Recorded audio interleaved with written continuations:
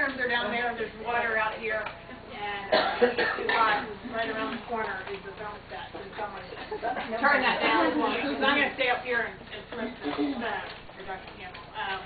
Okay, Dr. Campbell is a board-certified family physician with clinical interest in women's health. And we don't have any men in the room. Usually we do. So when I was writing this down, I was going to add in the men, but we won't add the men right now. Holistic and integrative care and functional medicine. She's from Chicago. She graduated from the University of Illinois in 1983. She got her Master's of Science in 1984, her DO degree in Kirksville, Missouri, and she finished training in family medicine at the Medical College of Georgia in Augusta in 1992. Her first 13 years, she served the uninsured of Forsyth County. She worked at the community health center there.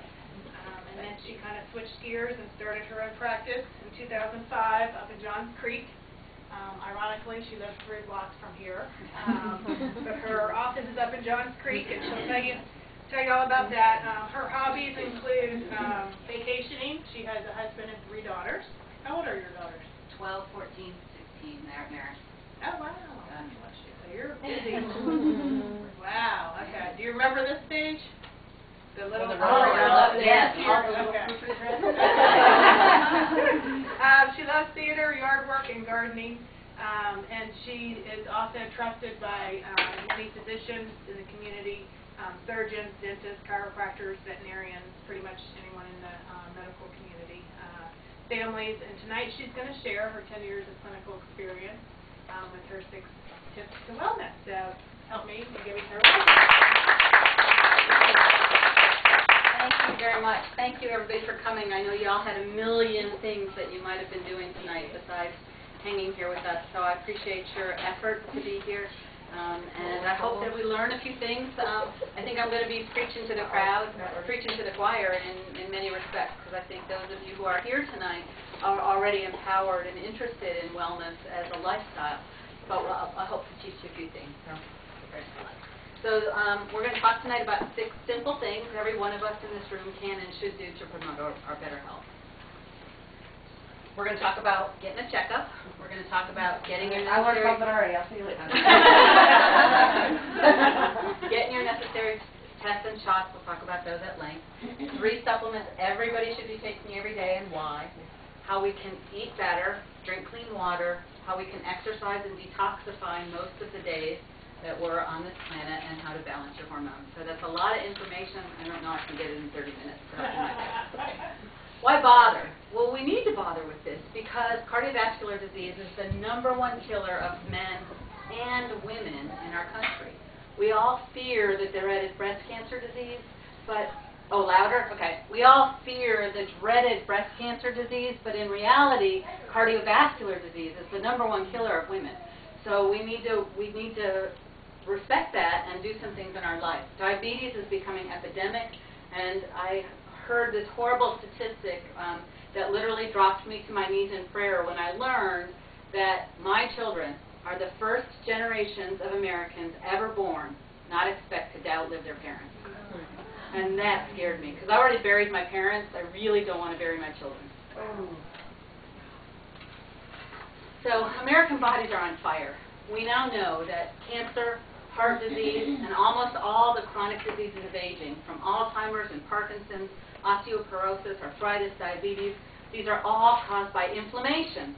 And inflammation is triggered by stress, by toxins, by allergens, and very especially by sugar. So why follow our 6 steps? Because they do indeed, objectively, without fail, reduce inflammation. They promote wellness. For those of us who need to, they promote weight loss. But if you don't need to lose weight, it's not a reason not to do this, because you will maintain your weight and maintain your muscle mass. Loss of muscle mass, or sarcopenia, is one of the worst things that can happen to an elderly female, highly associated with accelerated death. We want to improve our brain function. We want to feel better. We want to live longer. We want to be those 2 seniors, Grandma and Grandpa, going on vacation. So we want to...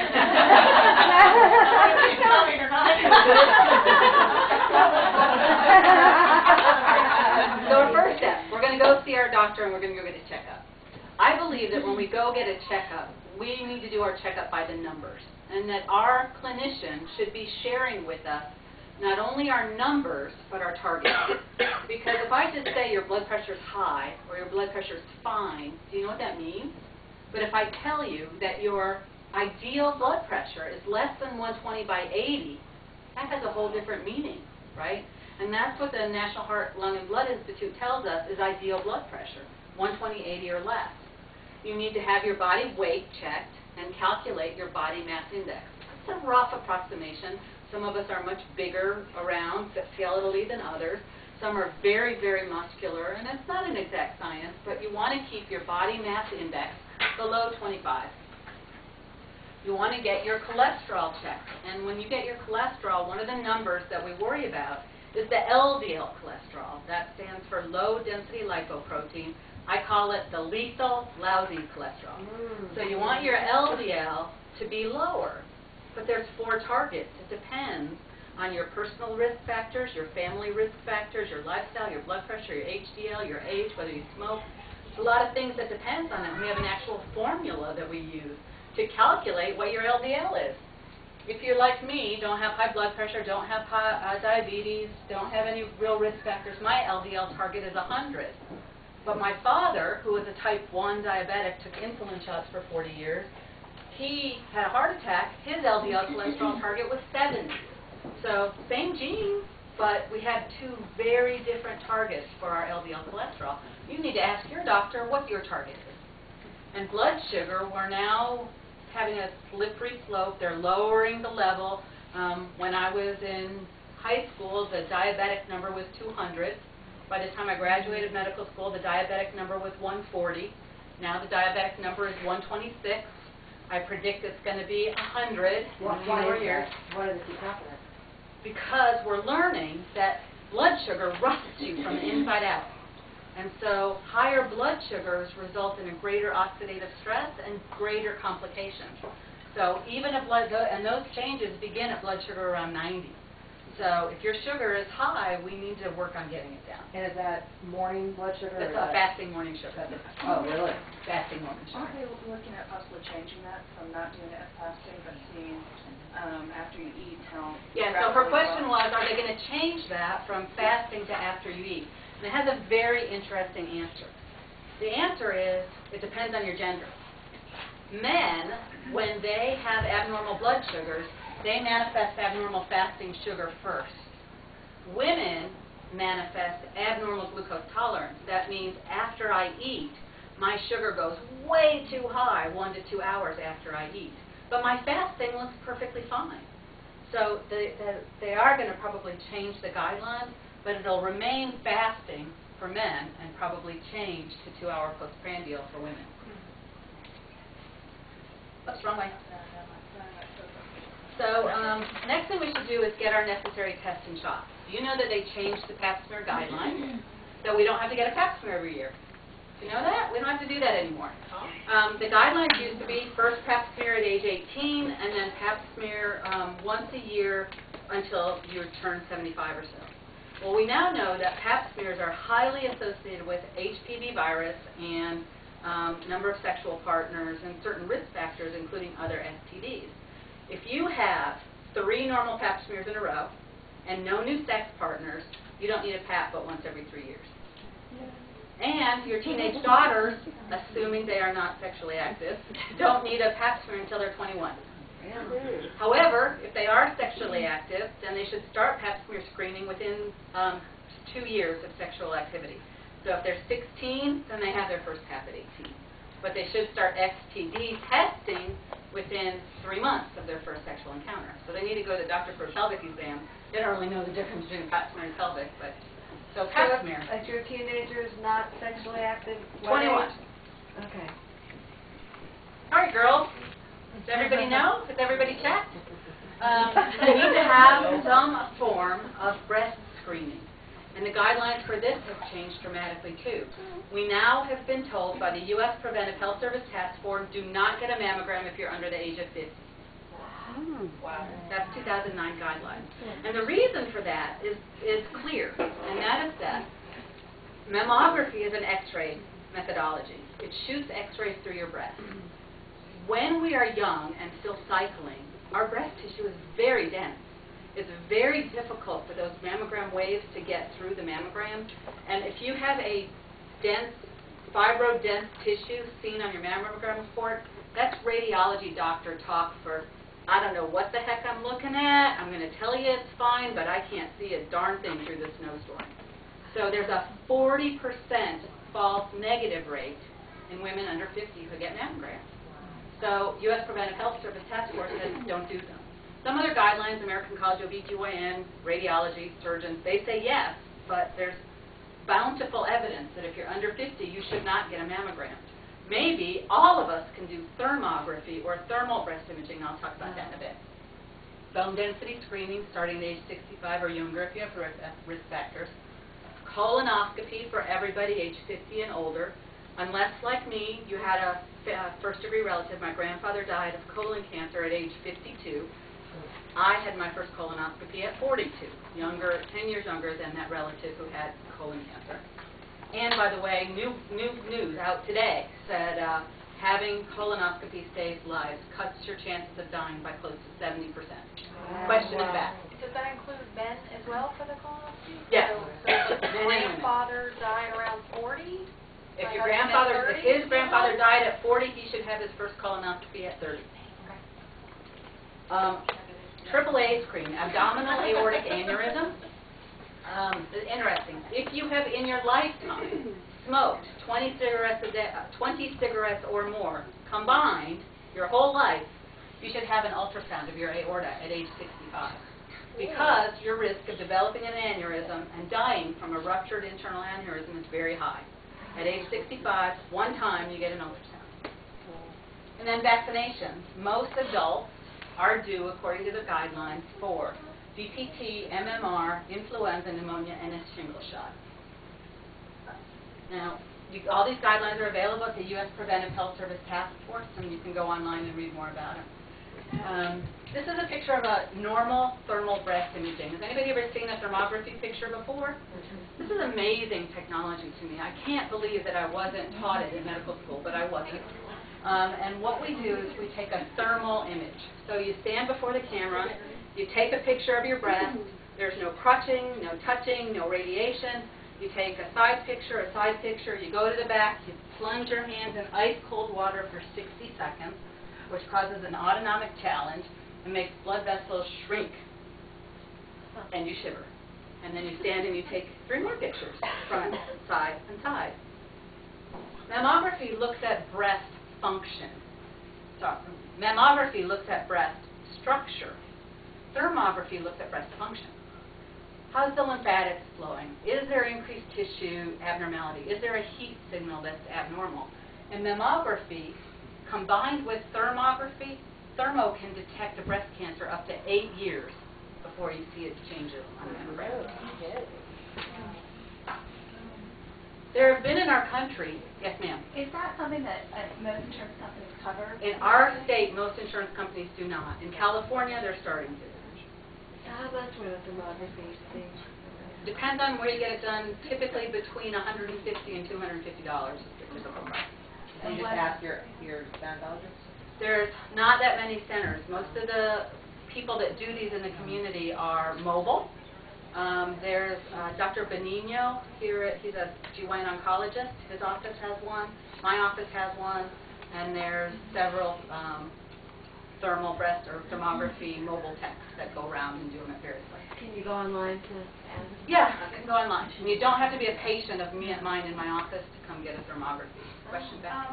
Is there an age when you should get a Thermography 25 for baseline. And then how often after? And then every 1 to 2 years thereafter.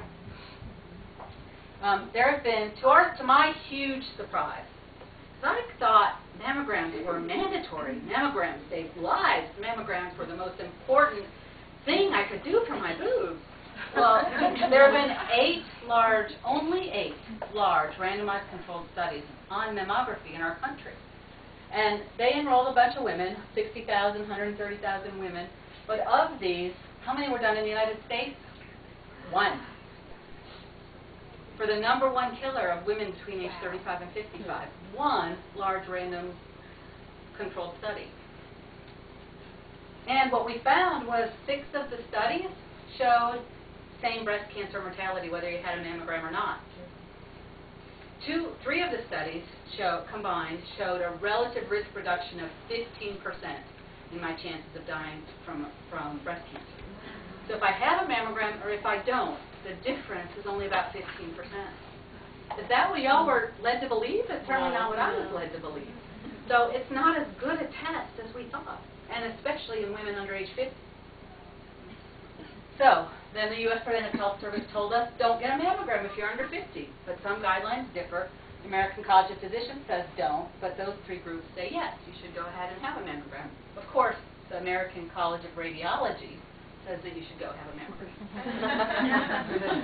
The U.S. Preventive Service also said don't do breast self-exams. What? And this is not public knowledge, but it's government guidelines. And the reason is because women who do breast self-exams find a lot of lumps. And they go see their doctor. And they get a lot of ultrasounds. And they get a lot of biopsies. But it doesn't save anybody's life, statistically speaking. Do I not tell women to get self-exams? I don't. I tell them, do your self-exam, but don't feel guilty if you forget. Just try to take care of those girls. Mammography is not perfect. It both overdiagnoses and underdiagnoses cancer. I didn't know it could overdiagnose cancer until I started doing the research. I had no idea that there's somewhere around 200 women in our country every year who are treated for breast cancer who don't have it. When I go back and look at the studies, they don't have it. In fact, I did a cancer grand rounds at Northside at Emory Johns Creek Hospital a couple months ago. One of those women was in that group. And the radiologist was new, or the pathologist was new, and he goes, I want to look at this case in more greater detail because I wasn't so sure that this was cancer. Really scary, huh? So, and besides, mammogram hurt. Yeah. The lady says, yes, honey, I did have my mammogram today. Because I had There's a mathematical model we can do to add data. We can do the Gale model risk assessment. It's a computer calculation. We put in your age of your first period, how many kids did you have, do you have any brothers or sisters with cancer, et cetera, et cetera. Do the calculation and find out, are you low risk or high risk? That would be nice to know, wouldn't it?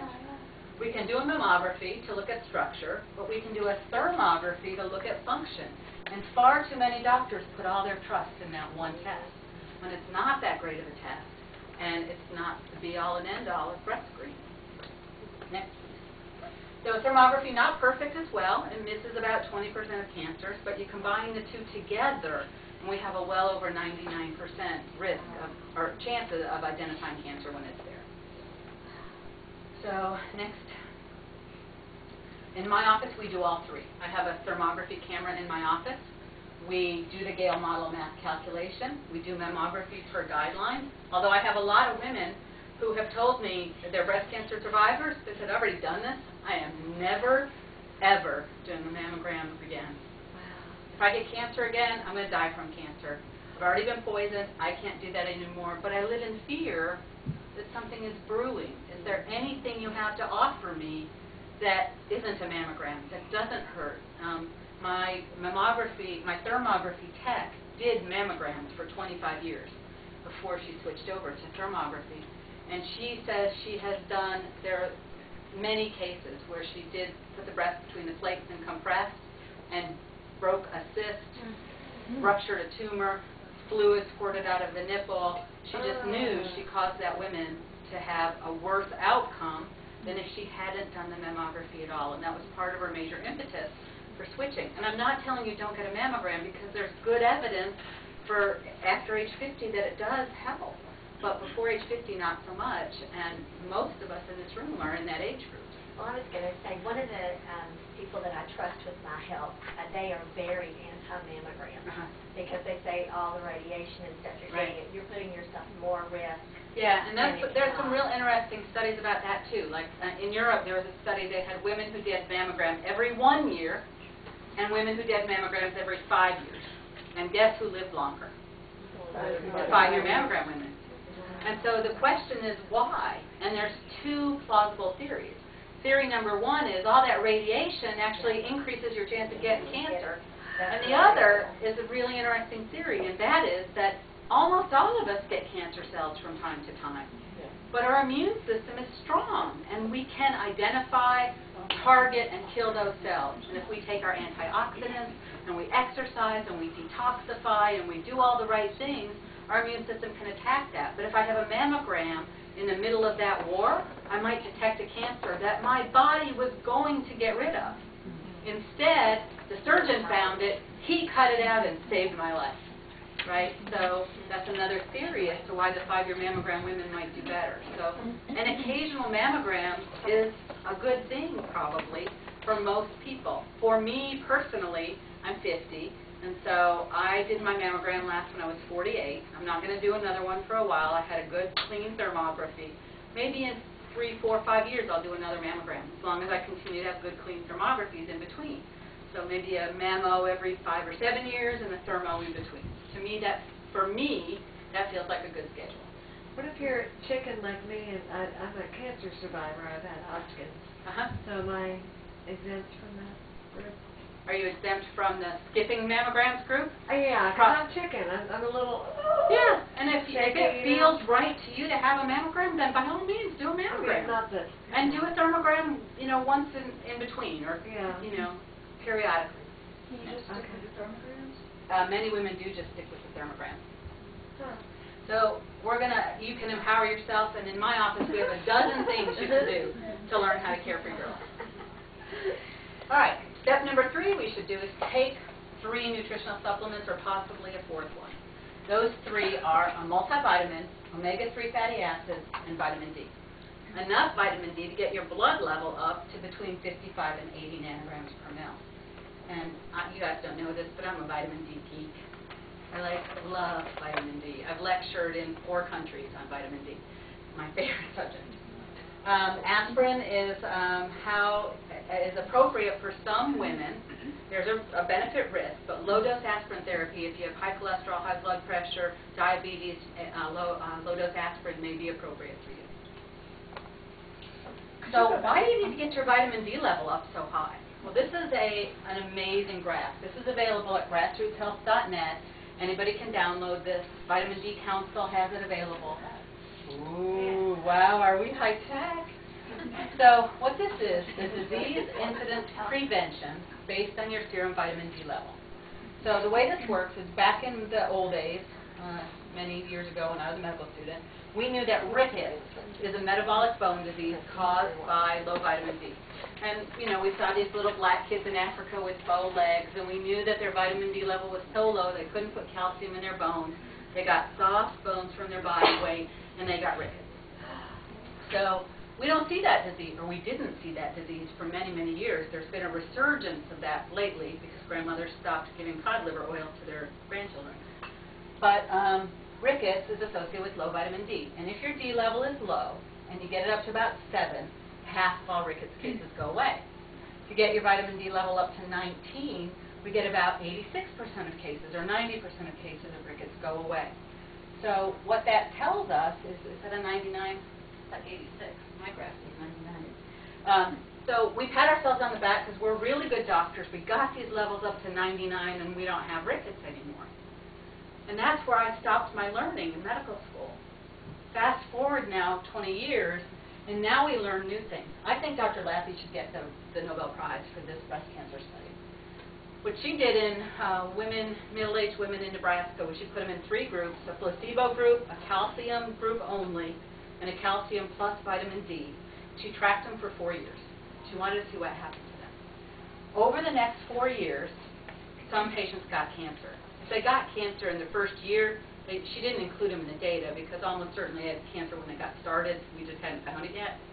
So looking at women who developed cancer in years 2, 3, and 4 of this study, women who took calcium plus vitamin D got 77% less cancer than women who didn't take calcium and vitamin D.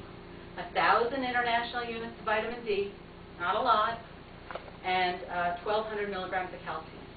77% less cancer of the brain, lung, bone, colon, skin. huge. When we teased the breast cancer data out of that study, there turned out to be a gradation based on the vitamin D blood level. And if your vitamin D level was in the middle 30s, you got 38% less breast cancer than if it was lower than that. But if your vitamin D level was 52, you got 83% less breast cancer. I wish all those women walking pink shoes for Mrs. Komen would get this message. All you need to do is take calcium and vitamin D to cut your chances 83%. 1 out of 8 of us in this room is going to get breast cancer sometime in our life. And if we can not let that disease happen to you simply by taking vitamin D, 1,000 international units, don't you want that? Don't you want that to know about that and be offered that? That's why I'm here tonight. What calcium was it? Citrate or you know? In her study, I think it was citrate. So I have just a quick. My grandmother's got Alzheimer's, but she's also was diagnosed with breast cancer like last year. So they removed her breast. So if she is doing the vitamin D now, is that lessen her chance? Even though at her age, you know, yes, does it lessen her chance of chance of getting it again? It does. And lots of other studies, not just breast cancer. 17% less ovarian cancer, 60% less colon cancer, 15% less non-Hodgkin's lymphoma. These 2 studies are fascinating. These are all of you who are mothers need to know this. Yes, ma'am? I'm confused about the vitamin D. Now it's like vitamin D3? Yes, it's vitamin D3. These are all of these studies are vitamin D3. And what's the best kind of, I mean, there's so many. Frankly, it doesn't seem to matter. We think the best kind is the kind you can make in your skin from the sun. Right, that's what I've read. But, so why would it supplement the... But because we have so much air pollution, we have so much particulate matter in the air. Atlanta is the #1 dirtiest city in the country according to Forbes magazine. There's so much particulate, we can't get that 180 nanometer wavelength of sunlight to our skin that converts dehydrocholesterol to vitamin D the way it's supposed to, because the wavelength is blocked by all this air pollution, and we shower every day. When we do that, we wash the dehydrocholesterol substrate off of our skin, so there's no substrate for the sunlight to bind to make vitamin D. So you can move to a sunnier climate that doesn't have pollution and stop taking a shower, and then you won't need the supplement. My daughter's 4, so I mean, how do you? 4, okay, 25 for 1,000 IUs for every 25 pounds of body weight for children.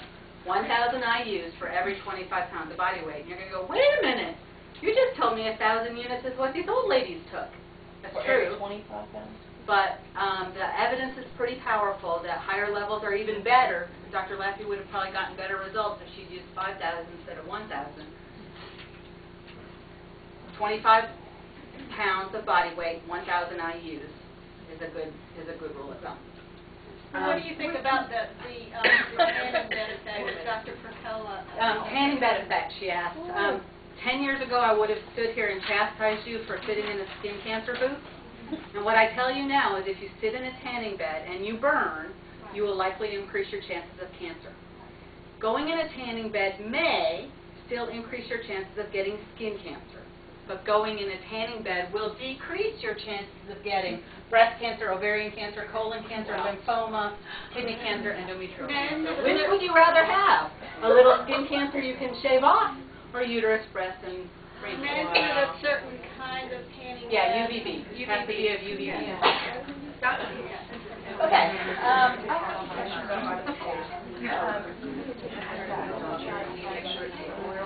She asked the question, does vitamin D need to be taken in a fat? Because it is indeed a fat-soluble vitamin. We don't think so. Not in the units that we're supplementing with. Yes, ma'am? Can you get too much vitamin D? You can get too much vitamin D. It's very difficult. Almost all cases of vitamin D toxicity in our country are associated with manufacturing mistakes and accidental overdoses. Like people who thought they were taking 1,000 units a day were taking 1,000,000 units a day. They're almost all associated with that. I have had a few people in my practice with the doses I recommend. Almost everybody in my office takes between 5,000 and 10,000 IUs a day. And I've had a handful of cases of people who had higher than 100 levels, but 0 cases of toxicity. So, it's very, very safe. And Dr. Cannell says not supplementing vitamin D for fear of toxicity is like drowning in the desert for fear of the glass of water. Yes, ma'am. Did you say how much calcium citrate they should have? It was about 1,200. And that's total calcium per day. So that's diet plus supplement. So if you have, 2 cups of yogurt, you just got about 1,000 maybe, 400, 800, depends on what kind of yogurt you're eating. So you may not need to supplement with nearly as much as we used to think calcium. Okay, these 2 studies are important because it talks about children.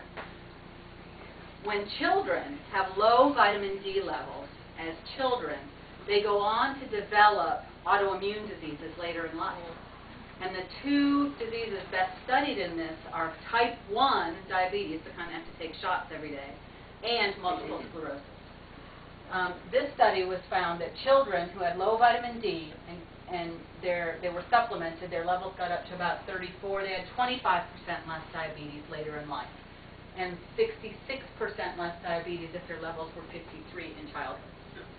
This study was done on military recruits. And in the military recruits, we found that when we measured their vitamin D levels on admission to the military, and then we didn't pay attention to them until 10, 15, 20 years later, we did a retrospective study and found that people who were admitted to the military with vitamin D levels that were low got a lot of MS. If their vitamin D levels were 43, they got 33% less multiple sclerosis. If their vitamin D levels were 55, they got 54% less MS later in life. So, you do not want your children to have low vitamin D levels. It's imperative. I'm here to tell you vitamin D is a tremendous way to save a ton of money on our healthcare system and to save a ton of money on further treatments. In my office, almost nobody gets colds and flu because this strengthens your immune system. So what's the best way to make, she's 4, so, but I'm still, drops. yes. Vitamin D drops. Okay. You can get them at every health food store. Okay. All right. Next. So, why do we have to supplement? My mother didn't supplement. My grandmother didn't supplement, and my grandmother lived to be 89 years old. Why should I supplement? Well, our need is greater than ever. We are exposed to more oxidative stress than any human in history. We have more pesticides, herbicides, petrochemicals in our food and water supply. We have electromagnetic frequency radiation coming at us from all angles. We have emotional stress that we've created for ourselves to live in a certain house and drive a certain car and go to a certain school and all this sort of things that we do to ourselves.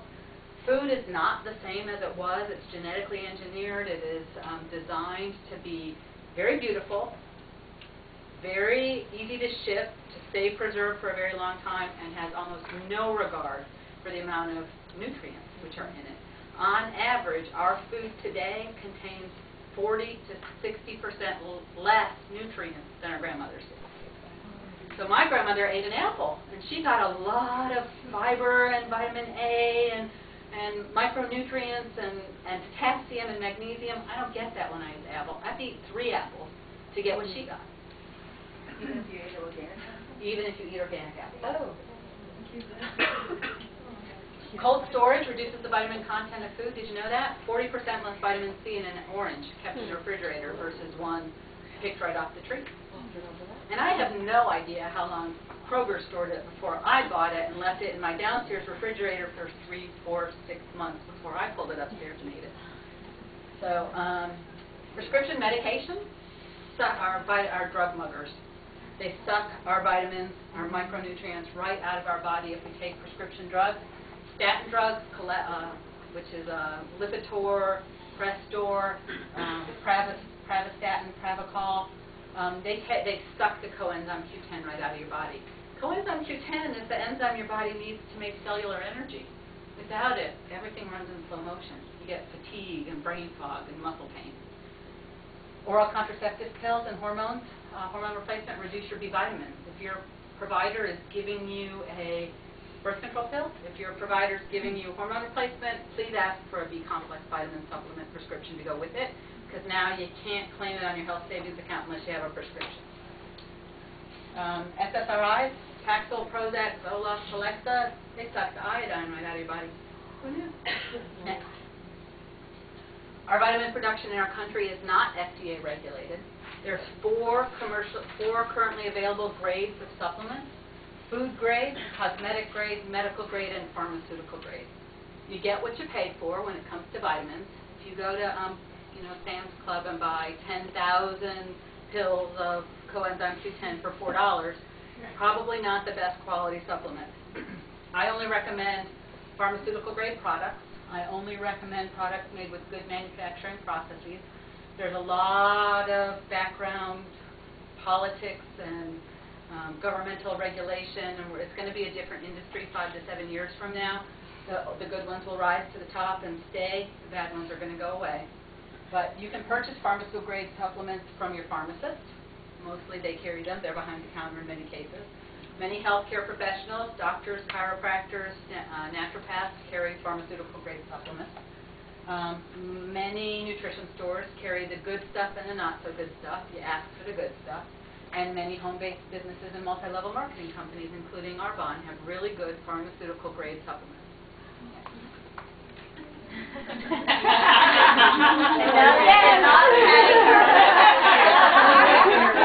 does Shackley. There's some others. Eat well and drink well. It's important for us that a healthy diet is absolutely our cornerstone. That food pyramid made by the Food and Drug Administration that has 8 to 10 servings of carbohydrates on the bottom should be shredded and buried. Nobody. Yeah. I thought they just did. Someone told me they just did away with it, but they're still advertising it on TV. Well, now they made it a pyramid, and they put somebody walking up the stairs on the side. Oh, okay. So, yeah, they added that picture. It is important that we eat an organic-based diet. It is as much as possible. There's 12 foods. The Environmental Working Group calls them the dirty dozen. Beef, dairy, chicken, eggs, apples, pears, lettuce, grapes, and nectarines. Strawberries. That's what I eat.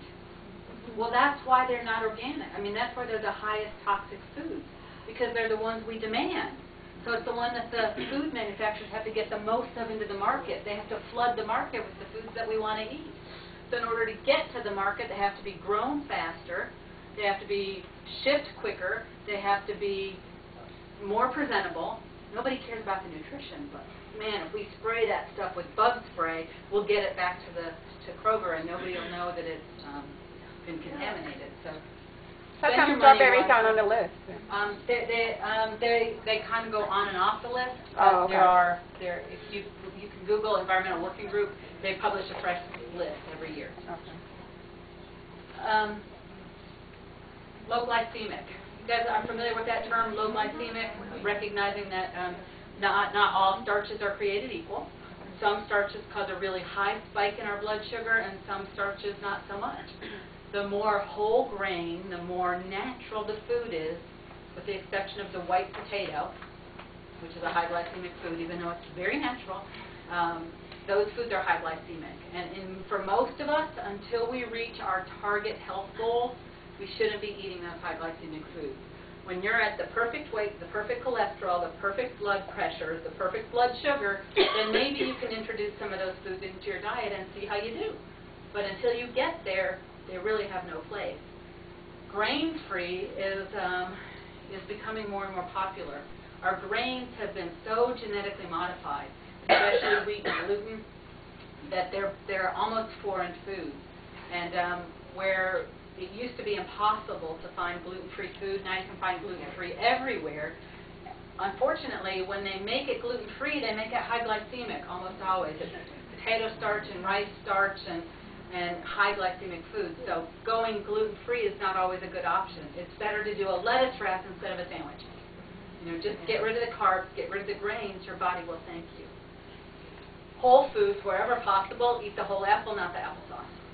Eat the whole orange, not the orange juice. In my office, we do a ton of food sensitivity testing. Other than balancing hormone, it's probably the #1 biggest revelation to me in integrative care and natural medicine, is that what's good for me is not good for you. My 12-year-old, wheat, dairy, egg, and soy, she can't eat them. If she eats them, she gets migraines and eczema. Me, I'm a little bit wheat, a little bit dairy. Not terrible, but as long as I eat it not more than once or twice a week, I do okay. Who knew that I couldn't eat those foods? Of other patients, it's coffee and cashews. Who knew? I have a guy that works in a health food store, had terrible hand eczema. He had no idea he was sensitive to coconut. You know? He drinks coconut milk all the time. He had no idea. He stopped drinking coconut, his eczema went away. But we do 196 foods, and it's $196 to test 126 foods. So You do it by blood? it's blood test. This is IgG blood test. This is something you would disagree if you, the ears, nose, and throat doctors are fighting with the allergists. The allergists are purists. They believe that allergy is mediated down one pathway and one pathway only of your immune system, which is built like an octopus and has lots of arms and lots of fingers. And they check that pinky, and if you're allergic, they'll give you allergy shots. In my office, we check that thumb and that finger and that pinky and do this big test. And the one I found to help the most is not the one that the allergists test. Because most of us who have a IgE allergy know it. We break out in hives and wheeze and sneeze and itch, and we know. But most people don't know about the food sensitivities because they're 5 days delayed often from the time you ate the offending food. Wow. So it can make a huge difference. I've had people lose 25 pounds in 3 months only eliminating the food they thought they were allergic to. Can you give that to children? Yeah, I do it a lot of children. I've seen ADD go away. It wasn't ADD. It was an irritated brain from food sensitivity. And how young? I'm working with a client now, and her son is dyslexic. And we started reading on all the stuff, and it was amazing how many tests and how many doctors are working with children with dyslexia. And they are tying it to allergies in their food. And so we're working now with getting some of those things out of his diet and coming up with things we can eat. But it's amazing. You just don't think it's of the that most being revolutionary thing to me. Balance your hormones, eat the foods that are right for you. See, my daughter's pediatrician won't even test her for allergies. I've asked them for 4 years. Right. And they always say, she's too young, and I'm like, she's got some kind of allergy. But I don't know where to go to get her tested, you know. Yeah. Not to your pediatrician. Yeah. I mean, there's integrative care docs all over town. You know, doesn't matter where you live, there's people you can find, and it's not that hard to find them. Drink filtered water. You know, our kidneys are one of our primary detoxification pathways, so we need to be drinking lots and lots and lots of water. How much do you weigh in pounds? Divide that by 2. That's about how many ounces of water you need to be drinking. If you weigh 100 pounds, it's about 6.5 glasses. 200 pounds, about 12.5 glasses of water a day. Is distilled water okay to drink? Distilled water is okay to drink, but it doesn't have minerals in it. And we need minerals. They act as a buffer. So drink distilled water, but put minerals in it. Which one's the best? Because you got spring water, you got distilled water, purified water. I'm like, what? I don't understand the difference. Reverse osmosis is the best way to purify water if you're going to do it at home. But it takes out the minerals as well as the fluorides. We could have I could talk for hours on any of these subjects. And your reverse osmosis is the best way, but it takes out the minerals. If you're buying bottled water, which maybe probably isn't a good idea for the environment, is for a lot of reasons, but if you're going to buy bottled water, I prefer the spring water rather than the purified. No, what's the other one at Whole Foods? They have the reverse osmosis and another one that they claim is the best if you're on a fast or Don't know. requirements. I don't know what Whole Foods is carrying in terms of water now. All right. Okay, ladies, there's no gentlemen, but if there were ladies and gentlemen, step right up. I have got a deal for you. I have the best product on the market. This product reduces your blood pressure, your blood sugar, your body weight, lowers your cholesterol, reverses heart disease. It reduces your chances of stroke, cancer, and obesity. It reverses diabetes, improves osteoporosis, lowers inflammation, takes care of the pain of rheumatism and osteoarthritis. It improves your range of motion, improves your memory and cognitive skills. It improves your test scores. It normalizes depression, and it actually lowers your chances of dying. You know what that is? Yes. You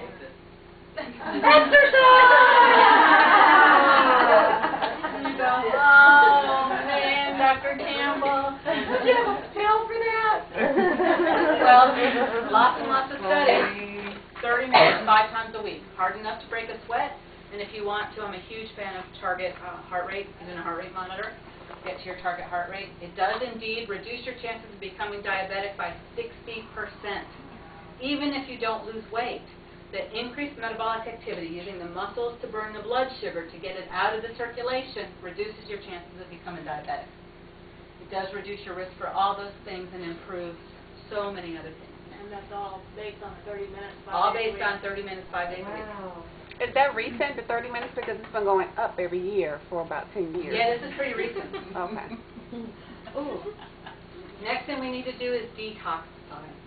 We used to say that we were survival of the fittest. You know, that's Darwin's line, survival of the fittest. For the 21st century, it probably is survival of the best detoxifiers.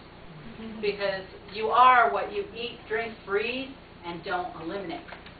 If you don't eliminate it, those toxins stay in your tissues, they stay in your fat, and result in all sorts of unbelievable downstream effects.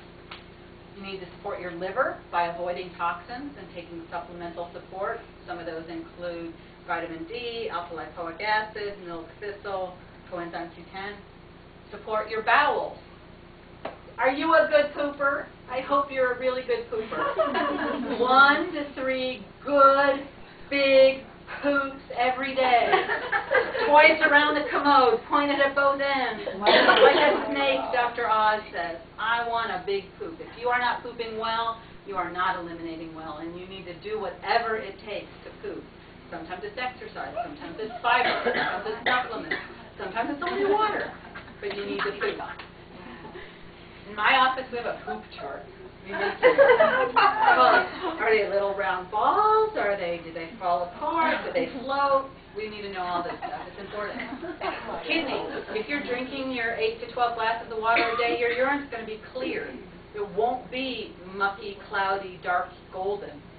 If you take B vitamins, it may be more yellow colored, but it should be clear, see-through. Use your skin. Skin is a great detoxifier. It's the largest surface area of our organ in our body, and by sweating, going through a foot bath, yes, they do work. They're not hocus pocus. And sweating in a sauna. These are all great detoxification methods. Don't you have that magic pill? I'd really rather not exercise. Well, almost. Fish oil, omega-3 fatty acids do most of those same things. Next. All right. Ready for balancing your hormones? All right, that's one of my favorite things to do. We're not crazy in here, we're just hormonal. Next slide, please. So if you're doing everything right, I am eating, I am drinking, I am exercising, I am supplementing, but my weight won't budge. What could be the problem? Or if you're starving yourself and you're overweight, you have very likely compromised your hormonal balance and need a comprehensive evaluation of your body's hormones. Thyroid, adrenal, sex hormones. Common hormone symptoms. We all know these mostly. Hot flashes, night sweats, mood swings, irritability, vaginal dryness. Most people don't know depression, osteoporosis, bladder incontinence, insomnia, migraine headaches, snoring, panic attacks, aching joints, palpitations. Those are also hormonal imbalance symptoms. Who knew? For men, there's not many men in here, so I'll let you just kind of read through them. Not only erectile dysfunction that we think about, men can get hot flashes, but also depression, irritability, increasing body fat. Most of our husbands in their 40s and 50s start increasing their percent body fat, headaches, weakened immune system, low thinning body hair, all signs of hormone imbalance. Now, we had a doctor one time tell us that he has more men come in and that he tests, and he said that men are more out of balance than women. I would say that's probably because true. They don't cycle like that. Yeah, they don't cycle. They don't have the outward sign that things are going wacky. Yeah. And because men are much more sensitive to estrogen, but your body can turn cholesterol into estrogen in fat. So the more overweight the man is, the more estrogen he makes. The more estrogen he makes, the more his testosterone can't get to where it's going because estrogen's in the way. And he might be making plenty of testosterone, but his hormones are all whacked. I heard that. I was wondering. Someone was telling me that because they said if a man loses weight, their sex drive goes up and stuff, and I didn't believe that. I thought it was a bunch of... No, totally true. So many of us are hormonally imbalanced because we're stuck on our standard American diet, which I call very sad. It's high trans fat, which does an oil change in our brain. We get these trans fats in our head instead of these healthy phospholipids that are supposed to be in there. If we put wings and french fries in our brains, we do this oil change, and now the brain glitches, and we don't get the right signaling mechanisms, and we get brain fog and irritable and cranky, and our kids are really mean, and but it's us, not them. We eat this very high simple carbohydrate diet. I can't believe it when I go to these networking meetings and all they serve is bread and cheese. Bagels, muffins, and donuts. That's breakfast? Well, not in my house. This imbalance of omega fats. When we were hunters and gatherers many, many, many years ago, our ratio of omega-3 to omega-6 oils was pretty equal, about 1 to 1. As we became domestic, agricultural-based society, we got a ratio of about 3 omega-6s for every 1 omega-3. Now, in today's United States, we're 25 omega-6s for every 1 omega-3. So we're in this highly imbalanced state. We need to lower our omega-6s and bring up our omega-3s. Omega-6s causes inflammation, and they're mostly in hydrogenated oil, corn oil, soybean oil, mayonnaise, and margarine. Omega-6 oils in general produce inflammation. Omega-3 oils in general are anti-inflammatory, and there's 2 primary ones, DHA and EPA. In general, they reduce inflammation. Good sources of omega-3s are fish oil, flax oil, and krill oil. So, again, other contributors to our hormone imbalance include a sedentary lifestyle and lack of exercise, delayed childbearing. I was 35 when I had my first kid, so I had lots and lots and lots of estrogen exposure for many, many years, resulting in an increased total body exposure versus my grandmother, who had lots of children starting at age 13. She had not so many estrogen cycles as I did. We also have toxic exposures, much more so than ever before in our history. Xenoestrogens, pesticides, plasticizers, flame retardants, fluoride, toxic waste, heavy metals. Did you know that we breathe mercury poison every day from China? From China? From China. China's experiencing an industrial revolution. They are burning coal like never before in the history of the world.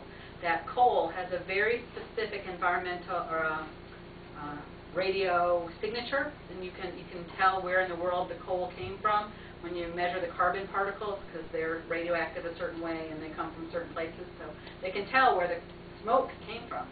Well, that burning coal smoke goes up the atmosphere, gets caught in a jet stream, travels across the Pacific Ocean, down across the Rocky Mountains, across the northern United States, and ends up in the southeast. Songbirds are dying in record numbers in the northeast because of mercury poisoning. Amphibians are dying in record numbers in becoming gender ambiguous in Florida because of heavy metal poisoning. I see mercury poisoning in my office every day. Who knew? It's out there. It's a huge problem, underdiagnosed, underappreciated. Cadmium is commonly seen. Platinum is a side effect of, we see platinum poisoning in women who get chemotherapy with cisplatin. So these heavy metals accumulate if you're not a good detoxifier. Some people are great detoxifiers. They don't accumulate them, but many of us are not. Street drugs, petrochemicals, preservatives, and especially sugar and stress, which makes cortisol, imbalances our system. Helps if you understand the menstrual cycle. I'm going to make you honorary gynecologists. We're going to go through the menstrual cycle. Are we okay on time? I'm taking more than my allotted time. You want me to stop here at the menstrual cycle so you can do your thing? You want me to keep going? Keep going. Okay. Gynecology 101, 4 phases of the menstrual cycle. The period when we bleed, the follicular phase, which is growth, ovulation only lasts 1 day, and luteal phase of development. So let's look at it. I need you to repeat after me, because this is one of the most important things you're going to learn besides vitamin D. Nope, next one. Estrogen causes growth. Estrogen causes growth. Progesterone causes development. Progesterone causes development. Estrogen is not Premarin. Estrogen is not Premarin. Progesterone is not all progestin. Progesterone is not progestin. I can't tell you how many gynecologists don't know this. Yeah, I know. Okay? Progestin is a generic term. Progesterone is one type of progestin. Estrogen is estradiol, is one type of hormone. Premarin comes from pregnant mare's urine. It is not human estrogen. It comes from horses, and it's not identical to what humans make. When we give a woman hormone replacement, we want to give her one that's biologically identical to the ones her body is supposed to be making. We call those bioidentical hormones. Some of them are available by prescription. Some of them are available over the counter. So this is a normal cycle. So I'm going to teach it to you real quick. In a menstrual cycle, we have the first 4 or 5 days of our period, we bleed down. Under the influence of estrogen, the uterine lining says, I need to grow. So we grow a lining. Under the influence of estrogen, grow an egg. All the signaling mechanisms got heard right, FSH and LH spike, we ovulate. We have this progesterone, this blue whale here. Progesterone goes from very low to very high. And just so you know, this graph is not in the same units. If it were, progesterone would be 200 times higher off the screen. They made that 1/100th of the graph that it actually should be to be able to fit it on there. But estrogen has this huge spike right here, and then a minor secondary spike later in the cycle. We get this huge surge of progesterone. Most of us, going from no progesterone to a bunch of progesterone, get really frisky. We go looking for a sperm donor, and if we can find one, there's a fertilization. That fertilized egg, then we got ovulated here, and real frisky right here. That fertilized egg travels down the fallopian tube, lands in the lining of the uterus around cycle day 19, when there's a veritable bath of progesterone. If that pregnancy sticks, progesterone levels go up and up and up. If it doesn't, progesterone levels crash. You have another menstrual period. That helps us to understand that as we age, and we don't have really good eggs because we scrape the bottom of the egg barrel after about age 35 or 40, our progesterone levels are not nearly what they used to be. And giving ourselves a little supplemental progesterone for 2 weeks out of the cycle can make us feel 10 years younger by normalizing what Mother Nature did that we can't do very well. Furthermore, we take all these fake estrogens and we get this plastics and pesticides, and we don't eat organic. Our fake estrogen levels are way up here, so we're relatively out of balance. So we need more progesterone, not less, to feel in balance. Okay. This is also important for those of us who like natural family planning. So your basal body temperature stays normal until around the day 14 when you ovulate. Whoop, takes a little spike and then stays up the rest of the time. So if you're going to measure your body temperature, assuming you don't have adrenal fatigue, assuming you don't have hypothyroidism, the basal body temperature will take a spike around day 14. Okay, next. You can have hormone imbalance, too much or too little of any one of those, and get symptoms. It's very difficult to tell the difference. Next. Cortisol excess. Cortisol comes from those adrenal glands on top of your kidneys. Too much cortisol, you get acne, weak muscle, fatigue, fat in the middle, panic attacks, anxiety, memory trouble, hot flashes. Not enough cortisol. Cortisol is your body's natural anti-inflammatory. Without it, your body's in a heightened state of inflammation. So you get inflammation symptoms, allergy and asthma, yeast infections, all kinds of infections, insomnia, muscle aches, and weepies, crying spells. Any of your doctors ever checked you for cortisol? Almost no do. I didn't until I started doing integrated care 10 years ago. Okay. Treatment options. So you know your hormones are wacky. You can do traditional treatment, Premarin and Provera. Women's Health Initiative told us in 2002 that if you do that, you're going to have more heart attacks, more strokes, more breast cancer than if you don't take anything at all. You're going to get symptom control of prescription drugs. You can take your Prozac, Ambien, Xanax, Fosamax, Imitrex, Ritalin, control your symptoms. You can do nutraceuticals, soy, chasteberry, donquois, black cohosh. They do work. You can balance your hormones naturally with bioidentical, so you can do it yourself with over-the-counter products that you found on the internet or at one of your local meetings. Men have the same option. First thing you do, if you got to balance your hormones, you do a lifestyle makeover. You got to reduce your stress. It's the #1 killer of women. You have to find your attitude of gratitude. Prayer, meditation, yoga, counseling. If your job's making you crazy, change jobs. It's not worth it. Life is too short. Find a commute alternative if your work is making you crazy. Can you maybe, work from home 1 day a week, job share, ride share, something. Find ways. There are ways. Identify your problem, make it go away. Diet changes, eliminate the junk food, get rid of all the white things that we eat, anything made with white flour, white sugar, anything with white salt. Shop organic as much as you can, increase your amount of fruits and veggies, add that fish and fish oil, drink your filtered water, get rid of artificial sweeteners, they are just as toxic as sugar. Supplement with your multi, your D, and your omega-3 and exercise. That's your lifestyle makeover. We already talked about all this. I do not believe that bioidentical hormone replacement therapy should be a do-it-yourself at-home project. I think you should see a healthcare provider. Get it? Have somebody take your history, figure out when it started. Often that's a big clue that what's disrupting your hormones is a toxic or environmental condition. Somebody needs to do your pelvic exam, your pap smear, perhaps, screen for depression, relationship problems. If you have no libido with your married partner, but that guy at the end of the bar stool is just fine, it is not a hormone problem. You're in your blood test. I like to check your blood sugar, your thyroid. We like to measure your hormones, estrogen, progesterone, testosterone, cortisol 4 times throughout the day, and a DHEA. We often look for other parameters that make people sick. I test a lot of iodine levels. There's so much evidence that thyroid function is affected by iodine, even in the CDC, but nobody talks about it. Heavy metals, food sensitivities, we can assess your hormone detoxification pathways. Many women are breast cancer patients because they had high estrogen levels and they didn't detoxify their estrogen well. All we need to do is support their ability to detoxify and they'll be fine. They won't get it again. We can check for single nucleotide polymorphisms. These are genetic mutations. They're not uncommon. We can check urine organic acid levels that check your body's biochemistry. How do you metabolize fat, protein, and carbohydrates? I do a lot of digestive stool tests. I check for a lot of toxic exposures. I took care of a little girl recently, a 16-year-old, who lost her driver's license because of fainting spells.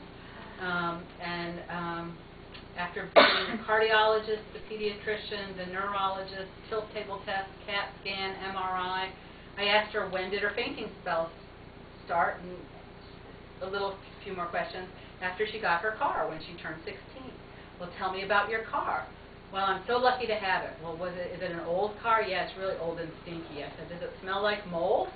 She said, oh yeah, it was caught in a flood. It's terribly stinky. She had mycotoxicosis. She had an allergic reaction to the mold. As soon as she got rid of it, no more fainting spells. Oh my God. Environmental exposure, toxic exposure could have ruined this girl's life, but we caught it fairly shortly. Wow. All right, we use bioidentical hormones in my office, hormones that are chemically and biologically identical to the ones your body makes rather than those designed in the laboratory and patented by the pharmaceutical industry. Not all commercial hormone prescriptions are foreign, and not all bioidentical hormones are naturally obtained. So you have to kind of know what you're talking about. Prometrium is bioidentical progesterone. Estrace is bioidentical estradiol. I use them a lot. I'm starting to switch a lot more vaginal application of prometrium than even transdermal, but there's reasons why we do all of them.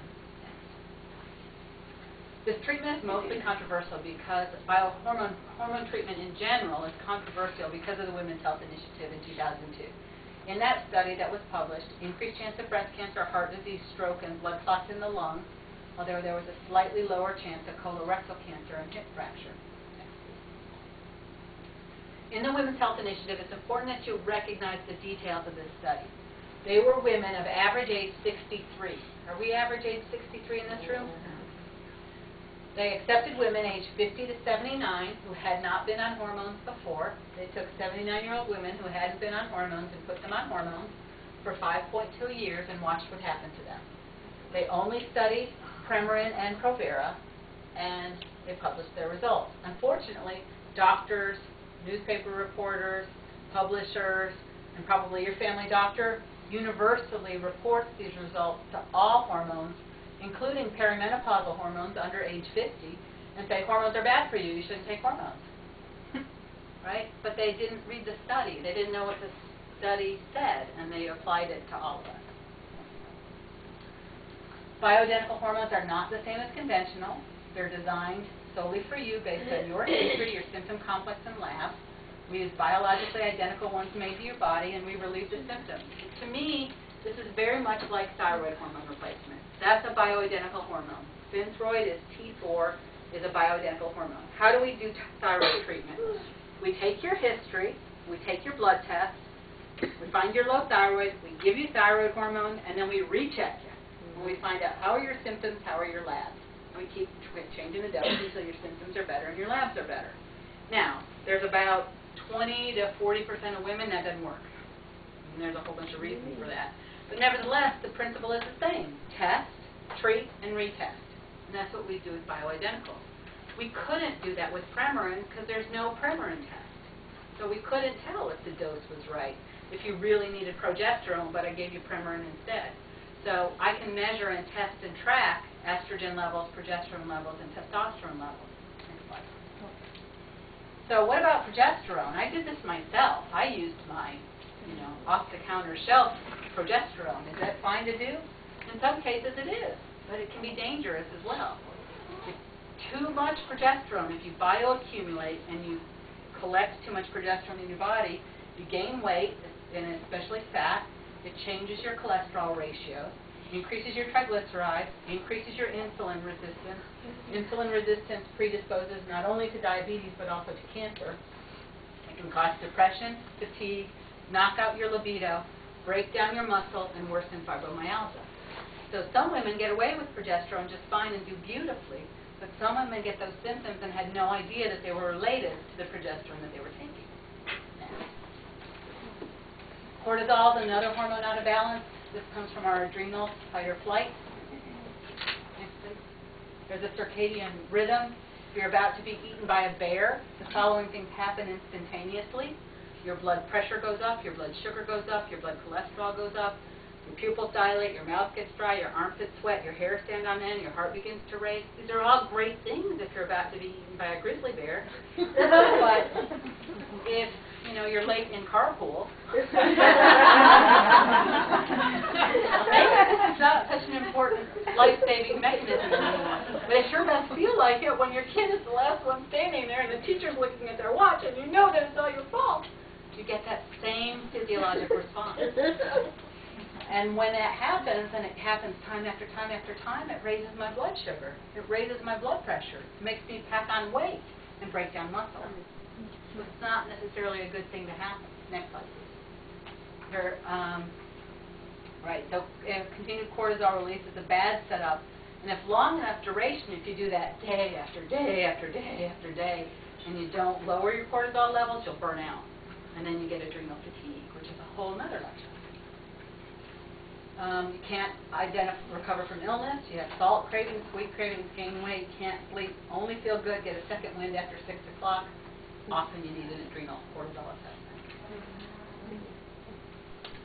We'll not talk about that.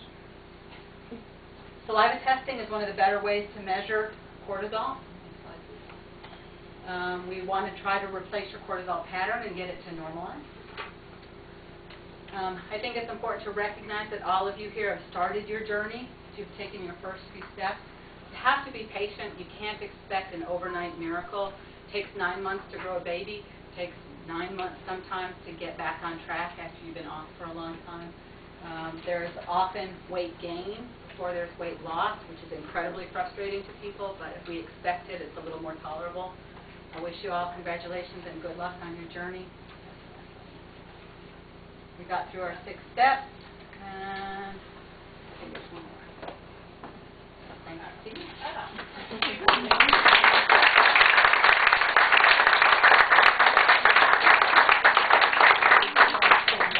Y'all learn some things? Yeah. All right.